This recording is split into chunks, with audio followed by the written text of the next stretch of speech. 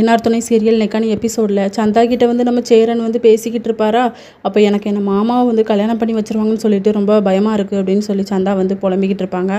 அதெல்லாம் ஒன்றும் இல்லை, இப்போ வேணால் நீ என் கூட வந்துரு அப்படின்னு சொல்லும்போது அதெல்லாம் நடக்கக்கூடிய காரியமாக, எனக்கு டைம் ஆச்சு, எங்கள் அப்பா பார்த்தா திட்டுவாங்க, நான் கிளம்புறேன் அப்படின்னு சொல்லும்போது அவங்க அப்பாவும் பார்த்துருவாங்க. நீங்கள் இப்படி பேசிகிட்டு இருக்கதை அவங்க மாமா மட்டும் பார்த்துட்டாருன்னு வச்சுக்கோங்க, உனக்கு ஒன்றே போட்டுருவாரு, நீ போப்பா அப்படின்னு சொல்லி. நீங்கள் தான் 6 மாதம் டைம் தந்திருக்கீங்களே அப்படின்னு சொல்லும்போது அதெல்லாம் நடக்காத காரியம், அன்றைக்கி நான் உன்னை அமுச்சு விடுறதுக்காக தான் அப்படி சொன்னேன் அப்படின்னு சொல்லிட்டு இது எல்லாமே பல்லவனும் கேட்டுட்டு தான் இருப்பார். அடுத்த சீனில் வானதி வந்து மெடிக்கல் ஷாப்பில் வேலை பார்த்துட்டு இருக்கும்போது பாண்டியன் வந்து தேடி வருவார். சாக்லேட்லாம் வாங்கி கொடுப்பாரு.